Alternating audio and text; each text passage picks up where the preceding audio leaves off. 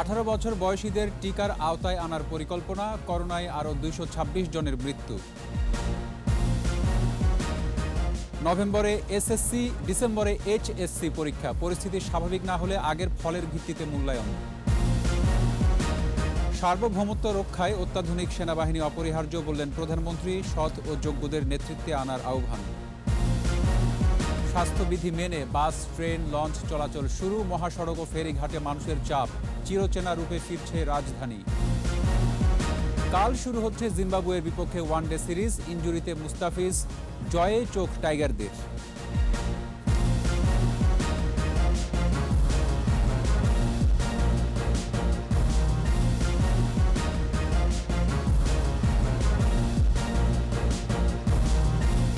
শুনছিলেন first security ইসলামী bank limited সংবাদ শিরোনাম। আমন্ত্রণ সন্ধ্যা 7:21 সংবাদের সাথে আছি রক্তিম ত্রিপুরা। দর্শক, 21 টেলিভিশনের সংবাদ একই সাথে সরাসরি দেখতে পাবেন আমাদের ফেসবুক পেজ www.facebook.com/2124 অনলাইনে। এছাড়া সংবাদে আরও থাকছে, বর্গফুটে 5 টাকা বাড়ল কোরবানি পশুর চামড়ার দাম, বাজারে শৃঙ্খলা নিশ্চিতের তাগিদ বাণিজ্যমন্ত্রীর।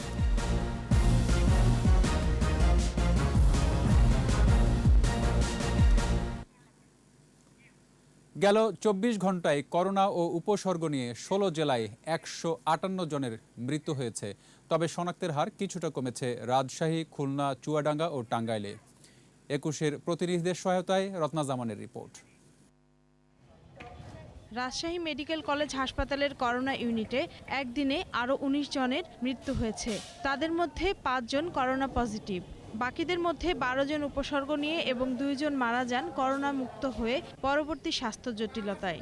4 দিন পর শনাক্তের হার কমে 25.85%। ময়মনসিংহ মেডিকেল কলেজ হাসপাতালের করোনা ইউনিটে 24 ঘন্টায় 19 জনের মৃত্যু হয়েছে। 8 জন করোনা ও 11 জন উপসর্গে মারা গেছেন। আর 920টি নমুনা পরীক্ষায় 263 জন শনাক্ত। কুষ্টিয়া করোনা ডেডিকেটেড হাসপাতালে একদিনে আরও 14 জনের মৃত্যু হয়েছে। তাদের মধ্যে 10 জন করোনায় ও 4 জন উপসর্গ নিয়ে মারা যান। জেলায় শনাক্তের হার 30%। ফরিদপুর বঙ্গবন্ধু শেখ মুজিব মেডিকেল কলেজ হাসপাতালে 6 জন করোনায় ও 5 জন উপসর্গ নিয়ে মারা গেছেন। আক্রান্তের হার 23.44%।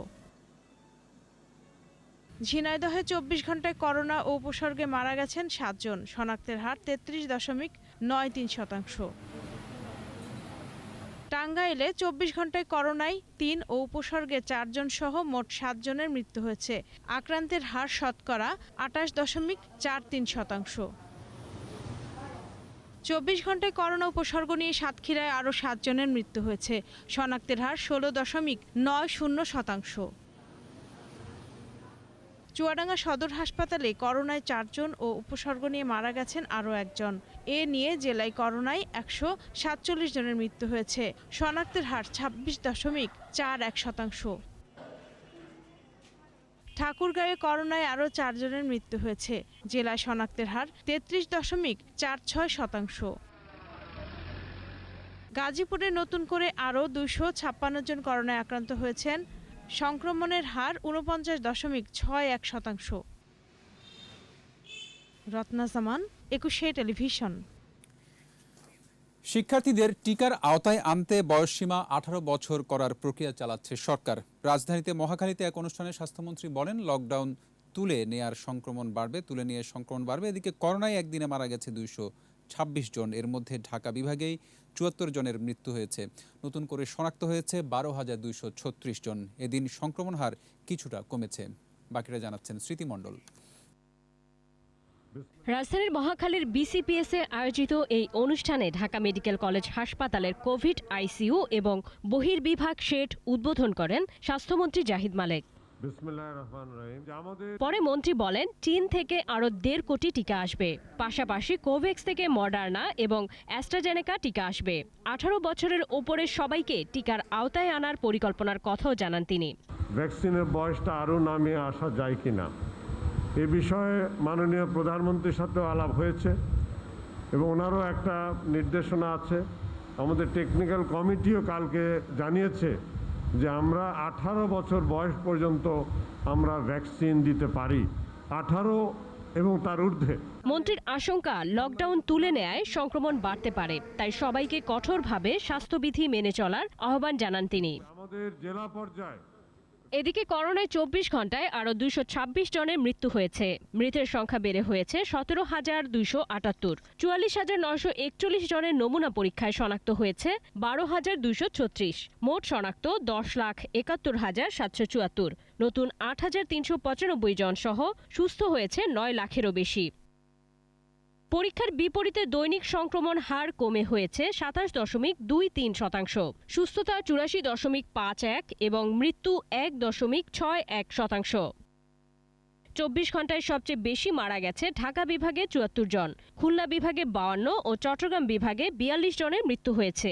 সবচেয়ে বেশি মৃত্যু 61 থেকে 70 বছরের মধ্যে 50 এবং 51 থেকে 60 বছরের মধ্যে 49 জনের। করোনায় পুরুষের মৃত্যুহার 69.76% ও নারী 30.24%। স্মৃতি মণ্ডল, একুশে টেলিভিশন, ঢাকা। আগামী নভেম্বর ও ডিসেম্বরে সংক্ষিপ্ত সিলেবাসে এসএসসি ও এইচএসসি পরীক্ষা নেওয়া হবে বলে জানিয়েছেন শিক্ষামন্ত্রী ডাক্তার দীপু মনি। সকালে অনলাইন প্রেস ব্রিফিংয়ে এ ঘোষণা দিয়ে তিনি আরও জানান, পরীক্ষা হবে গ্রুপ ভিত্তিক 3টি নৈর্বাচনিক বিষয়ের উপর। তবে করোনা পরিস্থিতির কারণে পরীক্ষা নেওয়া সম্ভব না হলে পূর্ববর্তী ফলাফল বা অ্যাসাইনমেন্টের মাধ্যমে মূল্যায়ন পরিকল্পনার কথাও জানিয়েছেন শিক্ষামন্ত্রী। মেহেদী হাসানের রিপোর্ট। করোনা পূর্ববর্তী বছরগুলোতে ফেব্রুয়ারি মাসে এসএসসি এবং এপ্রিলে অনুষ্ঠিত হতো এইচএসসি ও সমমানের পরীক্ষা। কিন্তু করোনা মহামারীর কারণে গত বছরের 17 মার্চ থেকে শিক্ষা প্রতিষ্ঠানে চলছে ছুটি। এতে সম্পূর্ণ এলোমেলো হয়ে পড়েছে শিক্ষাপুঞ্জি। বছরের 7 মাস চলছে, করোনার প্রকোপ আরও বাড়ছে। তাই এবছরের এসএসসি ও এইচএসসি এবং এর সমমানের পরীক্ষা নিয়ে উদ্বিগ্ন শিক্ষার্থী ও অভিভাবকরা। এমন পরিস্থিতিতে শিক্ষামন্ত্রীর অনলাইন সংবাদ সম্মেলন। পরিস্থিতি বিবেচনায় মন্ত্রী জানান, দেশব্যাপী টিকা কার্যক্রম জোরদারের পর করোনা পরিস্থিতির উন্নতি হলে শুধুমাত্র গ্রুপ ভিত্তিক 3 বিষয়ে আগামী নভেম্বরে এসএসসি ও ডিসেম্বরে এইচএসসি পরীক্ষা নেয়ার পরিকল্পনা রয়েছে সরকারের। কোভিড-19 পরিস্থিতি অনুকূল হলে সীমিত পরিসরে স্বাস্থ্যবিধি অনুসরণ পূর্বক সংক্ষিপ্ত সিলেবাসের আলোকে গ্রুপ ভিত্তিক 3টি নৈর্বাচনিক বিষয়ের উপর পরীক্ষার সময় এবং পরীক্ষার নম্বর দুটোই হ্রাস করে পরীক্ষা গ্রহণ করার পরিকল্পনা গ্রহণ করা হয়েছে এবং পরীক্ষার সম্ভাব্য তারিখ হচ্ছে এসএসসি বা সমমান পরীক্ষার জন্য নভেম্বরের দ্বিতীয় সপ্তাহ, আর এইচএসসি বা সমমান পরীক্ষার জন্য ডিসেম্বরের প্রথম সপ্তাহ এই 2021 সালের। এদিকে 18 জুলাই থেকে এসএসসি শিক্ষার্থীদের জন্য প্রতি সপ্তাহে 2টি করে মোট 24টি এবং 26 জুলাই থেকে এইচএসসি শিক্ষার্থীদের জন্য 30টি অ্যাসাইনমেন্ট দেয়া হবে। নিজ নিজ শিক্ষা প্রতিষ্ঠান মূল্যায়ন করবে এসব অ্যাসাইনমেন্ট, যা শিক্ষা বোর্ডগুলো যাচাই বাছাইও করবে। প্রত্যেকটি অ্যাসাইনমেন্টের সঙ্গেই কি করে এগুলোর মূল্যায়ন হবে সে ব্যাপারে শিক্ষকদের কিন্তু নির্দেশিকা দেয়া হবে। করোনার কারণে পরীক্ষা নেওয়া সম্ভব না হলে পূর্ববর্তী ফল ও অ্যাসাইনমেন্টের মূল্যায়নের ভিত্তিতে শিক্ষার্থীদের ফল তৈরি করা হবে বলে জানান শিক্ষামন্ত্রী। পূর্ববর্তী জেএসসি, জেডএসসি, এসএসসি বা সমমান পরীক্ষার নম্বরের ভিত্তিতে তাদের সাবজেক্ট ম্যাপিং করে এবং আমরা যে অ্যাসাইনমেন্টগুলো দিচ্ছি সেই অ্যাসাইনমেন্টের মাধ্যমে অথবা শুধুমাত্রই সাবজেক্ট ম্যাপিং এর মাধ্যমে এসএসসি, এইচএসসি সমমান পরীক্ষার ফল প্রকাশ করা হবে। ঈদের পর অনলাইনে শুরু হবে এইচএসসি শিক্ষার্থীদের ফর্ম পূরণ। ওই বিষয়ে আমার একটু সম্পর্ক। মেহেদী হাসান, একুশে টেলিভিশন, ঢাকা। সেনাবাহিনীর গুরুত্বপূর্ণ পদগুলোর জন্য সৎ ও যোগ্য নেতৃত্ব খুঁজে বের করতে সেনাবাহিনীর নির্বাচনী পর্ষদের প্রতি আহ্বান জানিয়েছেন প্রধানমন্ত্রী শেখ হাসিনা। সেনা সদর নির্বাচনী পর্ষদের সভায় গণভবন থেকে ভিডিও কনফারেন্সে যুক্ত হন প্রধানমন্ত্রী শেখ হাসিনা। বক্তব্যে পদোন্নতির জন্য কর্মকর্তাদের পেশাগত দক্ষতা, মুক্তিযুদ্ধের চেতনায় বিশ্বাস, নেতৃত্বের গুণাবলী, শৃঙ্খলার মান ও সততার উপর গুরুত্ব আরোপ করতে নির্বাচনী পর্ষদকে উপদেশ দেন প্রধানমন্ত্রী। আশা প্রকাশ করেন, যোগ্য অফিসারই এগিয়ে নিয়ে যাবে সেনাবাহিনীকে, ভূমিকা রাখবে দেশের উন্নয়ন অগ্রযাত্রায়।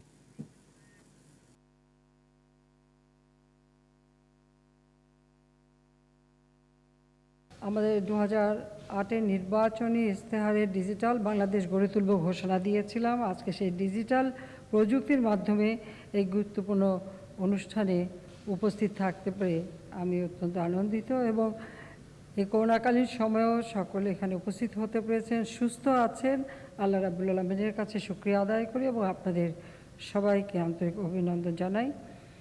আর এই সময় আমি জানি আপনারা যোগ্য অফিসারদেরকে পদোন্নতি দেবেন, যারা আগামীতে এই সেনাবাহিনীকে এগিয়ে নিয়ে যাবে। এদিকে সেনাবাহিনীর উপর অর্পিত দায়িত্ব সঠিকভাবে পালন করে যোগ্য অফিসাররা যেন পদোন্নতি পায় সেদিকে সচেষ্ট থাকার কথা জানিয়েছেন সেনাবাহিনী প্রধান এস.এম. শফিউদ্দিন আহমেদ। যুদ্ধের নতুন নতুন সরঞ্জাম কেনায় সেনাবাহিনীর সদস্যদের মনোবল আরও বেড়েছে বলেও জানান তিনি। সেনাবাহিনী ইনএইড টু সিভিল পাওয়ারের আওতায় অপারেশন কোভিডশিল্ড এর মাধ্যমে বিভিন্ন ধরনের সহায়তা প্রদান করছে।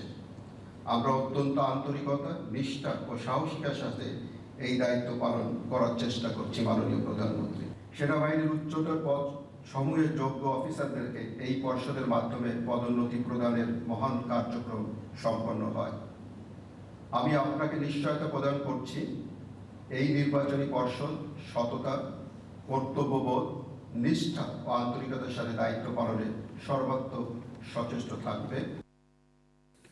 কঠোর বিধিনিষেধ শিথিলের পর ট্রেন, বাস ও লঞ্চ চলাচল শুরু হয়েছে। বাস কাউন্টারে ভিড়, ঈদে ঘরমুখো মানুষের, টিকিট অপ্রতুল থাকার অভিযোগ তাদের। লঞ্চেও ভিড় চোখে পড়ার মতো, অনেকাংশে উপেক্ষিত স্বাস্থ্যবিধি। তবে তুলনামূলক চাপ কম ট্রেনে।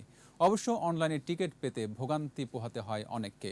রাসেল খানকে সঙ্গে নিয়ে জসিম জুয়েলের রিপোর্ট। 2 সপ্তাহের কঠোর বিধিনিষেধ শিথিলের পর শর্ত সাপেক্ষে গণপরিবহন চলাচল শুরু। প্রথম দিনই ট্রেন, বাস, লঞ্চে যাত্রীদের উপচে পড়া ভিড়। স্বাস্থ্যবিধি মানা নিয়ে অনীহা ছিল অনেকের। লাগাইছি তো ভাই, খেয়াল ছিল না। রাজধানীর গাবতলী, সায়দাবাদ এবং মহাখালী বাস স্ট্যান্ডে টিকিটের জন্য দীর্ঘ লাইন। অনেকে টিকিট কেটে বাসের জন্য অপেক্ষায়। রাস্তায় জ্যামের কারণে হয়তো বা গাড়ি আমরা পাইতেছি না। আমাদের হাতে অগ্রিম 10 টাকার টিকিট বিক্রি করা আছে, সেক্ষেত্রে এখন টিকিট আপাতত বন্ধ রাখছি। আমরা বসে আছি, 10টার দিকে আসবে বললো, এখন শুনছি যে আরো নাকি দেরি হবে, গাড়ি এখনো এসেই পৌঁছায়। কমলাপুর রেল স্টেশনের চিত্র ভিন্ন। অর্ধেক আসন ফাঁকা রেখেই চলছে ট্রেন, মানা হচ্ছে স্বাস্থ্যবিধি। তবে অনলাইনে টিকিট কাটতে অনেকেই পড়েছেন ভোগান্তিতে।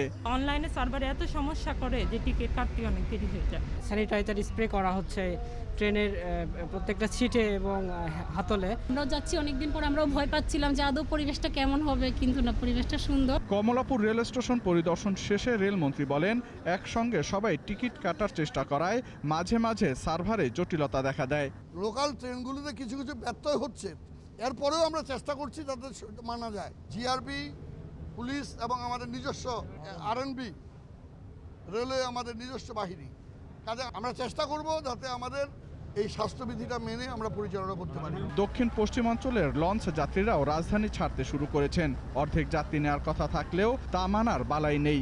স্বাস্থ্যবিধি নিয়ম নীতি যে কিছু দেখিনি। আল্লাহ যদি করোনা দিয়ে থাকে, করোনা তো মাস্কের জন্য আমার মনে হয় যে ঠেকা থাকবে না। প্রথমে যে একটা সিস্টেম ছিল স্প্রে করার, ওই সিস্টেমটা এখন নাই। স্বাস্থ্যবিধি মানার ক্ষেত্রে প্রশাসনের নজরদারি বাড়ানোর আহ্বান জানিয়েছেন সচেতন যাত্রীরা। জসিম জুয়েল, 21 টেলিভিশন, ঢাকা। এদিকে বঙ্গবন্ধু সেতু মহাসড়ক এবং ঢাকা টাঙ্গাইল ও ঢাকা ময়মনসিংহ মহাসড়কে লকডাউন শিথিলের প্রথম দিনে দেখা দিয়েছে যানজট। মানিকগঞ্জের রাজবাড়ির দৌলতদিয়া ঘাটে যাত্রীবাহী বাস ও পণ্যবাহী ট্রাকের দীর্ঘ সারি। কর্তৃপক্ষ জানিয়েছে, এ নৌরুটে 15টি ফেরি ও 34টি লঞ্চ চলছে। মাদারীপুরের বাংলাবাজার ও মুন্সিগঞ্জের শিমুলিয়া নৌরুটে বেড়েছে ঘরমুখী মানুষের ভিড়। 21 দিন পর চাঁদপুর থেকে রাজধানী ঢাকাসহ বিভিন্ন রুটে চলাচল শুরু করেছে লঞ্চ। অর্ধেক যাত্রী নিয়ে স্বাস্থ্যবিধি মেনে লঞ্চে উঠছে যাত্রীরা। বরিশালের অভ্যন্তরীণ সকল রুটে ভোর 5টা থেকে শুরু হয়েছে লঞ্চ চলাচল। এদিকে ঢাকা টাঙ্গাইল বঙ্গবন্ধু সেতু মহাসড়কে বেড়েছে বিভিন্ন ধরনের গাড়ির চাপ। গাজীপুরে ঢাকা টাঙ্গাইল ও ঢাকা ময়মনসিংহ মহাসড়কে গণপরিবহনে চলাচলকারীদের মধ্যে নেই সামাজিক দূরত্ব ও স্বাস্থ্যবিধি মানার বালাই। এছাড়া নারায়ণগঞ্জ, রাজশাহী ও চাঁপাইনবাবগঞ্জ সহ বিভিন্ন জেলায় পুরোদমে শুরু হয়েছে যানবাহন চলাচল। এদিকে বিধিনিষেধ শিথিলের পর রাজধানীতে গণপরিবহন চলাচলের অনুমতি দেয়া হলেও অনেক ক্ষেত্রে স্বাস্থ্যবিধি উপেক্ষিত। অতিরিক্ত যাত্রী ও ভাড়া বেশি নেয়ারও অভিযোগ আছে। আর রাজধানীতে শপিং মল, দোকানপাট খুললেও নেই পর্যাপ্ত স্বাস্থ্য সুরক্ষা সামগ্রী। বিস্তারিত সাইদুল ইসলামের রিপোর্টে। প্রায় 17 দিন বন্ধ থাকার পর রাজধানীর সড়কে ঘুরছে গণপরিবহনের চাকা। অধিকাংশ পরিবহন ভাড়া বেশি নিলেও স্বাস্থ্যবিধি উপেক্ষিত, মানছে না অর্ধেক যাত্রীর নিয়ম। ডবল সিটে একজন, ডবল সিটে তো আমরা দুজন ঠিকই পড়ছি, সো আরো প্যাসেঞ্জার তো ডবল সিট ঠিকই দুজন বেশি আর কি। আগে 30-35 ছিল, এখন 50 টাকা নেছে, আর বেশি নিতে আছে। অতিরিক্ত যাত্রীর বিষয়ে অজুহাত রয়েছে চালকদের। গেট আটকি না, তারপরও জোরে ওঠে। এদিকে রাজধানীর বেশ কয়েকটি শপিং মলে বেশ ভিড় দেখা গেছে, তবে অনেক জায়গায় স্বাস্থ্যবিধি উপেক্ষিত এমনটি জানান তারা।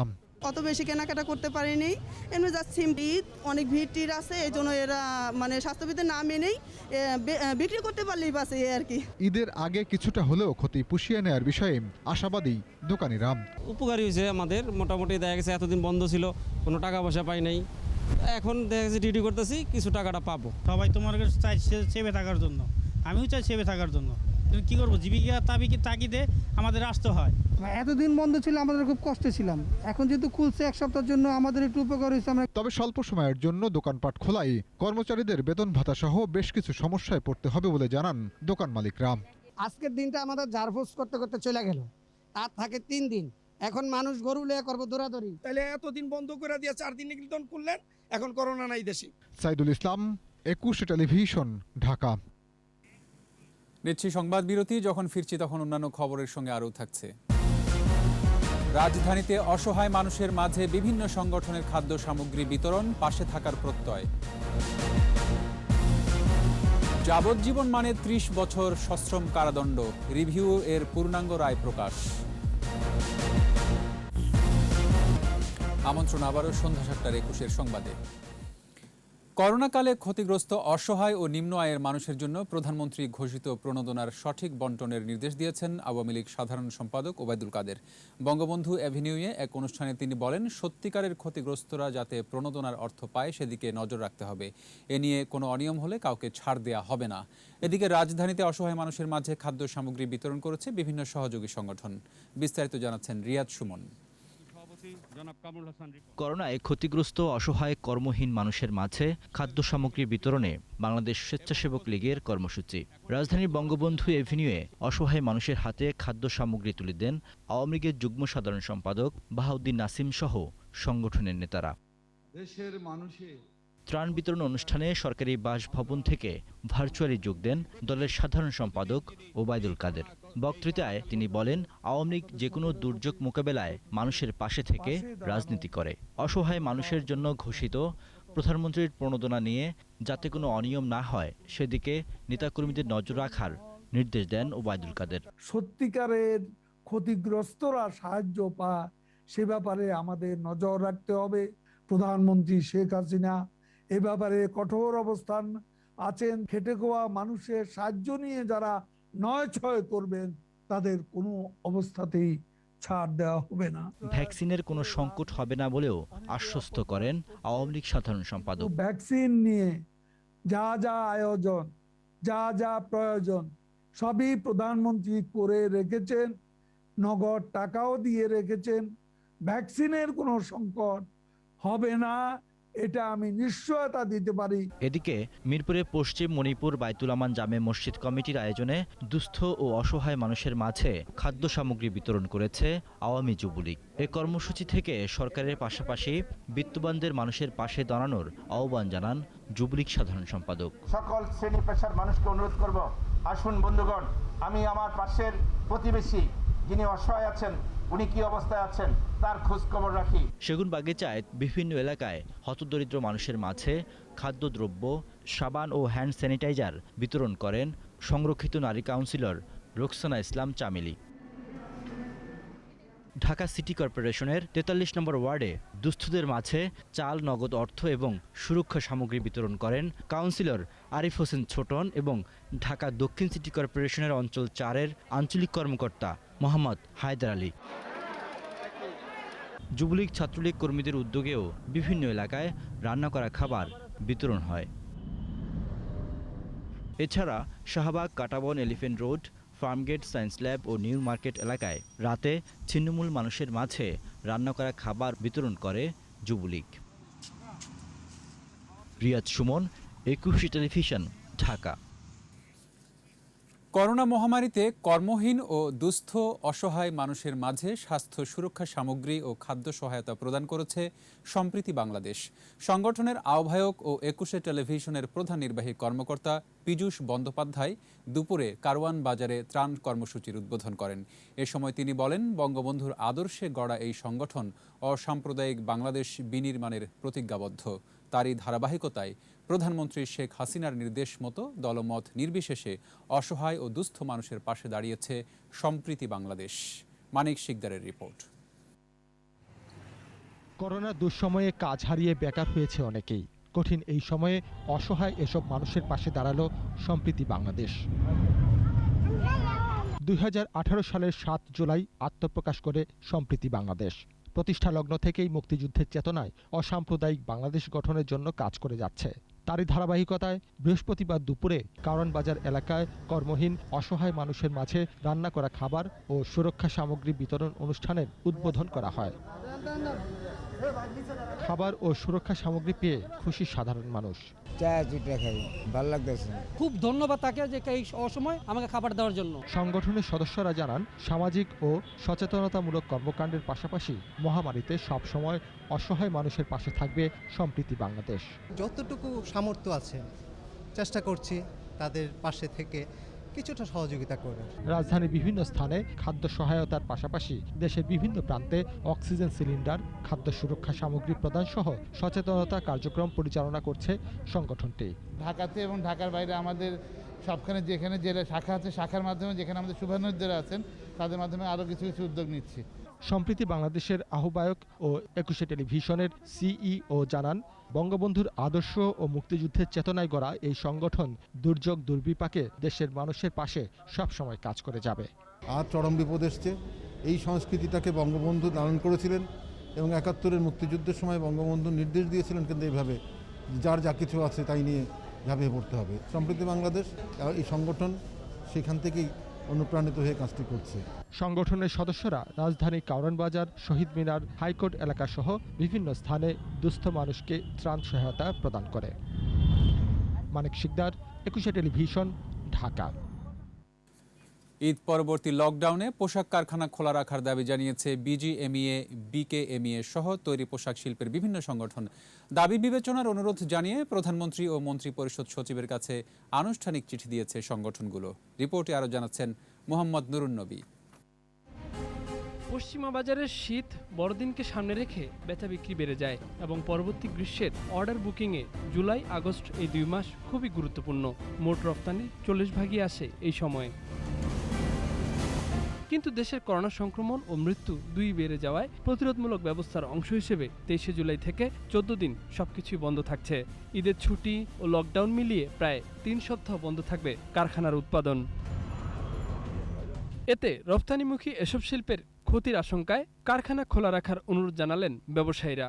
আমাদের শিল্প কারখানা যেন খোলা থাকে, কারণ আমরা জানি যে ইকোনমিতে শিল্প কারখানা যদি খোলা না রাখা যায় তাহলে ইকোনমিতে এটার একটা মারাত্মকভাবে নেতিবাচক এফেক্ট হবে। এই সময়ে আন্তর্জাতিক ব্র্যান্ডগুলোর অর্ডার গ্রহণ করতে না পারলে যেমন ক্ষতি হবে, তেমনি কারখানা বন্ধ রাখলে এয়ার শিপমেন্টে পণ্য পাঠানো খরচ বাড়বে, যার নেতিবাচক প্রভাব পড়বে পুরো শিল্পের উপরেই। আমরা মনে করি আমাদের কোনো অর্ডারই ক্যান্সেল হবে না সরকারের সিদ্ধান্ত অনুযায়ী। সুতরাং আমরা এখন কোনো অর্ডার ক্যান্সেলের কথা চিন্তা করছি না। ক্যান্সেল হয়ে যাবে যদি আমরা শিপমেন্ট করতে না পারি, তো সেই আমাদের যেন শিপমেন্ট করতে পারি সেই সহযোগিতাটাই আমরা চাচ্ছি। সরকারের পক্ষ থেকে কোনো কিছু জানানো না হলেও ২ দিন পর মন্ত্রিপরিষদ বৈঠকে এ বিষয়ে সিদ্ধান্ত আসবে বলেও জানান সংগঠনের নেতারা। আমরা আবেদন করেছি, আমাদের আগামী পরশুদিন ওনাদের মিটিং আছে, সেই মিটিংয়ে চূড়ান্ত সিদ্ধান্ত নেবে। মোহাম্মদ নুরুন নবী, ২১ টেলিভিশন, ঢাকা। চামড়ার দাম প্রতি বর্গফুটে ৫ টাকা বাড়ল। ঢাকায় প্রতি বর্গফুট লবণযুক্ত চামড়ার দাম নির্ধারণ করা হয়েছে ৪০ থেকে ৪৫ টাকা, আর ঢাকার বাইরে ৩৩ টাকা থেকে ৩৭ টাকা। কোরবানির পশুর চামড়ার দাম নিয়ে আয়োজিত অনলাইন বৈঠকে এসব সিদ্ধান্ত হয়। এ সময় কাঁচা চামড়ার বাজারে শৃঙ্খলা নিশ্চিত করতে সংশ্লিষ্টদের প্রতি আহ্বান জানান বাণিজ্যমন্ত্রী টিপু মুনশি। তৌহিদুর রহমানের রিপোর্ট। ঈদুল আজহা এলেই পশুর চামড়ার বাজারে নৈরাজ্য দেখা দেয়। গত কয়েক বছর ধরে এমন পরিস্থিতি তৈরি হয়েছে, তাই স্থানীয় বাজারের প্রতিযোগিতা ফেরাতে এবার চামড়া রপ্তানির অনুমতি দিয়েছে সরকার। সরকারের এই সিদ্ধান্তের ইতিবাচক প্রভাব পড়তে যাচ্ছে স্থানীয় বাজারে। চামড়ার দাম নিয়ে বাণিজ্য মন্ত্রণালয়ের অনলাইন বৈঠকে ট্যানারি মালিকরা প্রতি বর্গফুট চামড়ায় 5 টাকা বাড়াতে রাজি হয়েছেন। যদিও আন্তর্জাতিক বাজার বিবেচনায় প্রতি বর্গফুট 50 থেকে 55 টাকা নির্ধারণের প্রস্তাব ছিল বাণিজ্য মন্ত্রণালয়ের। সার্বিক বিবেচনা করে আমরা 2017 সালের এই মূল্যটি আপনাদের সবার বিবেচনার জন্য প্রস্তাব করছি। যদি দর বৃদ্ধি করতে হয় আপনি 5 টাকা বৃদ্ধি করতে পারেন লবণের জন্য, কিন্তু এটা কোনোভাবেই আপনার কাম্য নয় যে আপনার 50-55 টাকা। বৈঠক শেষে বাণিজ্যমন্ত্রী জানান, এবার ঢাকার জন্য প্রতি বর্গফুট লবণযুক্ত চামড়া 40 থেকে 45 টাকা এবং ঢাকার বাইরে 33 থেকে 37 টাকা নির্ধারণ করা হয়। গতবার যেটা ছিল 35 থেকে 40 ঢাকায়, সেটা আমরা 40 থেকে 45। দ্বিতীয় যেমন ঢাকার বাইরে ছিল 28 থেকে 32, সেখানেও 5 টাকা বাড়িয়ে আমরা 33-37 করেছি। খাসির চামড়া যেটা ছিল 13 থেকে 15, সেটাতে আমরা বললাম 2 টাকা করে বাড়িয়েছে। এই দামটা আমরা আশা করি আমরা এবার ইমপ্লিমেন্ট করতে পারব। এদিকে 2% নগদ পরিশোধ সাপেক্ষে চামড়া ব্যবসায়ীদের খেলাপি ঋণ পুনঃ তফসিলের সুযোগ দিচ্ছে বাংলাদেশ ব্যাংক। আশা করছি এই সুযোগগুলি ব্যবহার করে তারা যথাযথভাবে চামড়া ক্রয় করবে। তৌহিদুর রহমান, 21 টেলিভিশন, ঢাকা। যাবজ্জীবন মানে 30 বছর সশ্রম কারাদণ্ড উল্লেখ করে রিভিউর পূর্ণাঙ্গ রায় প্রকাশ করেছেন আপিল বিভাগ। প্রধান বিচারপতি সৈয়দ মাহমুদ হোসেনের নেতৃত্বাধীন 7 সদস্যের ভার্চুয়াল আপিল বিভাগ সংখ্যাগরিষ্ঠ মতের ভিত্তিতে রিভিউ নিষ্পত্তি করে এ রায় দেন 2020 সালের 1 ডিসেম্বর। বৃহস্পতিবার পূর্ণাঙ্গ রায় প্রকাশ করে আপিল বিভাগ। রিভিউ রায়ে বলা ছিল, কোনো রায়ে আমৃত্যু বলা হলে তাই প্রযোজ্য হবে, তবে আন্তর্জাতিক অপরাধ ট্রাইব্যুনালের আসামির ক্ষেত্রে এ রায় প্রযোজ্য হবে না। সাভারের এক হত্যা মামলায় যাবজ্জীবন কারাদণ্ড মানে আমৃত্যু কারাবাস বলে আপিল বিভাগের মতামত উঠে আসে। সেই রায় পুনর্বিবেচনার আবেদন সংখ্যাগরিষ্ঠ মতের ভিত্তিতে নিষ্পত্তি করে এ রায় দিয়েছিলেন আপিল বিভাগ। করোনার প্রভাবে ডিম ও মুরগির উৎপাদন কমার পাশাপাশি বাধাগ্রস্ত হচ্ছে পোলট্রি ফিডের রপ্তানি বাণিজ্য। 2020 সালের মার্চের পর মুরগির বাচ্চার উৎপাদনও এক পর্যায়ে প্রায় অর্ধেকে নেমে আসে। মাঝের কিছুটা সময় ভালো থাকায় ঘুরে দাঁড়াচ্ছিল পোলট্রি খাত, কিন্তু করোনা পরিস্থিতির আবারও অবনতি হওয়ায় ফের ঝুঁকিতে এই শিল্প। পোলট্রি শিল্প নিয়ে তৌহিদুর রহমানের 5 পর্বের ধারাবাহিক রিপোর্টের আজ তৃতীয় পর্ব। 2020 সালের মার্চের আগে দেশে সপ্তাহে পোলট্রি মুরগির বাচ্চা উৎপাদন হয় গড়ে 2,50 লাখ। করোনা পরিস্থিতির অবনতি হলে এক পর্যায়ে তা 1,40 লাখে নেমে আসে। তবে গেল বছরের শেষ ও চলতি বছরের প্রথম কয়েক মাসে আবারও বাড়তে শুরু করেছিল বাচ্চার উৎপাদন। উদ্যোক্তাদের মাঝেও ফিরছিল স্বস্তি, কিন্তু আবারও করোনা পরিস্থিতির অবনতি হওয়ায় সংকটে পড়ার শঙ্কায় উদ্যোক্তারা। গত 36 মাসের হিসাব দেখেন, শুধুমাত্র 7 মাস উৎপাদন খরচের চেয়ে বেশি দামে খামারিরা বিক্রি করতে পেরেছে। 2019 ও 20 সালে ত্রিপুরা, আসাম সহ ভারতের কয়েকটি অঙ্গরাজ্য এবং নেপালে মোট 295 মেট্রিক টন পোলট্রি ফিড রপ্তানি করে দেশের কয়েকটি প্রতিষ্ঠান, কিন্তু করোনায় বাধাগ্রস্ত হয় রপ্তানি বাণিজ্য। টেস্টিং হচ্ছে না, মাল রিলিজ হচ্ছে না, আমরা এমন আছে 2-3 মাস পোর্টে পড়ে আছি, আমাদেরকে কন্টেইনার ড্যামেজ দিতে হচ্ছে। উদ্যোক্তারা বলছেন, রপ্তানি ব্যাহত হওয়ার মধ্যেই সমস্যা আটকে নেই। স্থানীয় পর্যায়েও ফিডের চাহিদা কমেছে প্রায় 30%, তবে কাঁচামালের দাম বাড়ছে। সরকারি নীতি সহায়তা না পেলে সংকট বাড়বে। বিশেষজ্ঞরা বলছেন, পোলট্রি শিল্পে চ্যালেঞ্জ তৈরি হলেও পরিস্থিতি থেকে উত্তরণ অসম্ভব নয়। সরকার প্রয়োজন অনুযায়ী এ খাতে প্রণোদনার ব্যবস্থা করতে পারে। তারা যে প্রণোদনা আশা করে, ব্যাংকের লোন যেটা পাওয়া যায় সেটা যেন তা দ্রুত পেতে পারে, সে বিষয়গুলোকে মনোযোগ দেওয়া দরকার বলে আমি মনে করি। পোলট্রি শিল্পের উন্নয়নে সরকার কাজ করছে জানিয়ে উদ্যোক্তাদের পাশে থাকার আশ্বাস দিলেন প্রাণী সম্পদ মন্ত্রণালয়ের সচিব। করোনাকালে আমাদের খামারিদেরকে 5% সরল সুদে লোন দেওয়া হয়েছে। এর বাইরেও প্রায় 6,20,000 খামারিকে আমরা নানাভাবে প্রণোদনা দিয়েছি। তৌহিদুর রহমান, 21 টেলিভিশন, ঢাকা। নিচ্ছি সংবাদ বিরতি। যখন ফিরছি তখন অন্যান্য খবরের সঙ্গে আরও থাকছে। চট্টগ্রামের সিআরবিতে হাসপাতাল করার প্রতিবাদে সভা সমাবেশ, মুক্তিযুদ্ধের স্মৃতিসৌধ নির্মাণের দাবি। 111টি দেশে ছড়িয়েছে ডেল্টা ভ্যারিয়েন্ট, বলছে বিশ্ব স্বাস্থ্য সংস্থা। দুনিয়া জুড়ে আধিপত্যের আশঙ্কা। আমন্ত্রণ আবারও সন্ধ্যা 7:21 সংবাদে। চট্টগ্রামের প্রাকৃতিক সৌন্দর্যময় এলাকা সিআরবিতে হাসপাতাল নির্মাণের প্রতিবাদে প্রতিদিনই চলছে সভা সমাবেশ। রেলের পূর্বাঞ্চলীয় সদর দফতর সিআরবি এলাকায় মানববন্ধন ও সমাবেশ করেছে বাংলাদেশ মুক্তিযোদ্ধা সংসদ, মুক্তিযোদ্ধা সন্তান কমান্ড সহ বিভিন্ন সংগঠন। মানববন্ধনে অভিযোগ করা হয়, চট্টগ্রাম উন্নয়ন কর্তৃপক্ষ সিডিএ সিআরবিকে হেরিটেজ এলাকা ঘোষণা করেছে। প্রাকৃতিক সৌন্দর্যময় ওই এলাকায় হাসপাতাল নির্মাণের নামে জীববৈচিত্র্য ধ্বংসের উদ্যোগ নেওয়া হয়েছে বলেও অভিযোগ করেন বক্তারা। সিআরবিতে হাসপাতাল নির্মাণ বন্ধ করে রেলের অন্য জায়গায় হাসপাতাল নির্মাণ ও সিআরবিতে মুক্তিযুদ্ধের স্মৃতিসৌধ নির্মাণেরও দাবি বক্তাদের।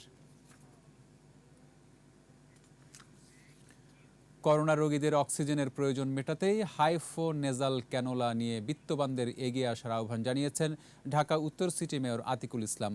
মহাখালীর ডিএনসিসি ডেডিকেটেড কোভিড হাসপাতালে করোনা রোগীদের জীবন রক্ষাকারী বাইপাপ এবং হাইফোনেজাল ক্যানোলা মেশিন হস্তান্তর অনুষ্ঠানে কথা বলেন তিনি। মেয়র বলেন, যাদের সক্ষমতা আছে তাদের উচিত কোভিড সরঞ্জাম নিয়ে অসহায় মানুষের পাশে দাঁড়ানো।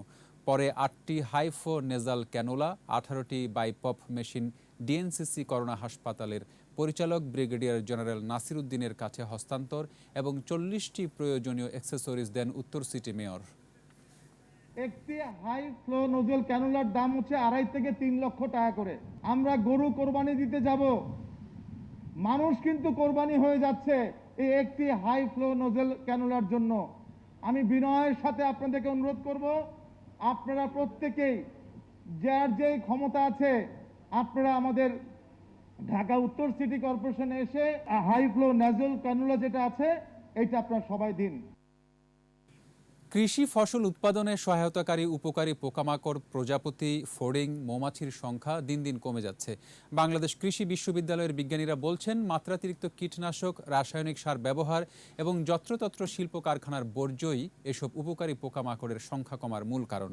ফলে পরিবেশের ভারসাম্য নষ্ট হওয়ার সাথে সাথে ফসল উৎপাদনেও এর প্রভাব পড়ছে। ময়মনসিংহ বিভাগীয় প্রতিনিধি আতাউর রহমান জুয়েলের রিপোর্ট, জানাচ্ছেন মাসুম আলিসা।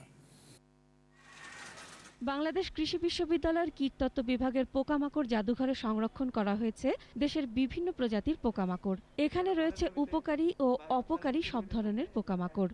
নবীন বিজ্ঞানীরা এই জাদুঘরে সংরক্ষিত পোকামাকড় নিয়ে গবেষণা কাজ করছেন।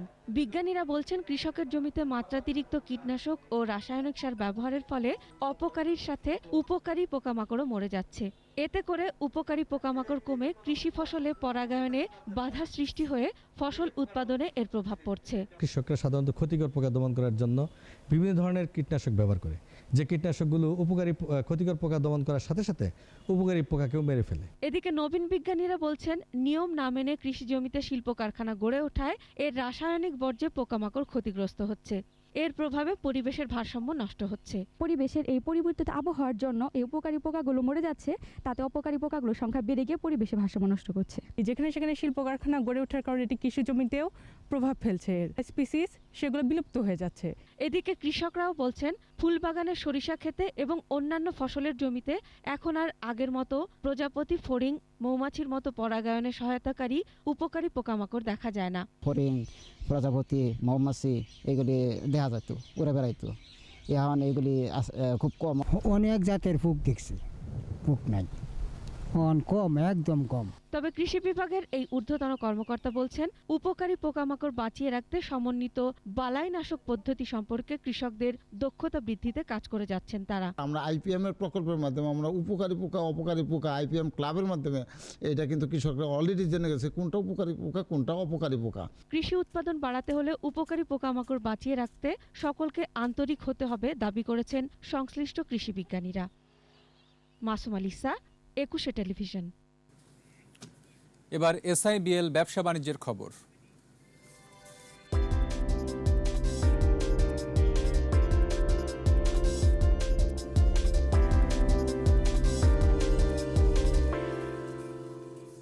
ইএফডি ব্যবস্থায় মাত্র 5 টাকা 93 পয়সা ভ্যাট পরিশোধ করে লটারিতে 1 লাখ টাকা জিতে নিলেন পুরান ঢাকার মোহাম্মদ ইমামউদ্দিন। বৃহস্পতিবার রাজধানীর কাস্টমস, এক্সাইজ ও ভ্যাট কমিশনারেট ঢাকা দক্ষিণ কার্যালয়ে এনবিআর চেয়ারম্যান আবু হেনা মোহাম্মদ রহমাতুল মুনিম এ পুরস্কারের চেক তুলে দেন। ইমামউদ্দিন গত 20 জুন সকালে চকবাজারের আমানিয়া হোটেলে ৭৯ টাকার নাস্তা করে ইএফডি ব্যবস্থার মাধ্যমে বিল পরিশোধ করে এই ভ্যাট পরিশোধ করেছিলেন। ইএফডি ব্যবস্থার নিয়ম অনুযায়ী প্রতি মাসে ভ্যাট প্রদানকারীদের মধ্য থেকে লটারির মাধ্যমে পুরস্কৃতদের নির্বাচিত করা হয়।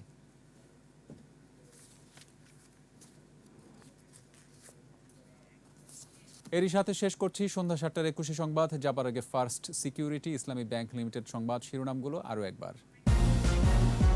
১৮ বছর বয়সীদের টিকার আওতায় আনার পরিকল্পনা, করোনায় আরও ২২৬ জনের মৃত্যু। নভেম্বরে এসএসসি, ডিসেম্বরে এইচএসসি, পরিস্থিতি স্বাভাবিক না হলে আগের ফলের ভিত্তিতে মূল্যায়ন। সার্বভৌমত্ব রক্ষায় অত্যাধুনিক সেনাবাহিনী অপরিহার্য বললেন প্রধানমন্ত্রী, সৎ ও যোগ্যদের নেতৃত্বে আনার আহ্বান। স্বাস্থ্যবিধি মেনে বাস, ট্রেন, লঞ্চ চলাচল শুরু, মহাসড়ক ও ফেরিঘাটে মানুষের চাপ, চিরচেনা রূপে ফিরছে রাজধানী। কাল শুরু হচ্ছে জিম্বাবুয়ের বিপক্ষে ওয়ানডে সিরিজ, ইনজুরিতে মুস্তাফিজ, জয়েই চোখ টাইগারদের।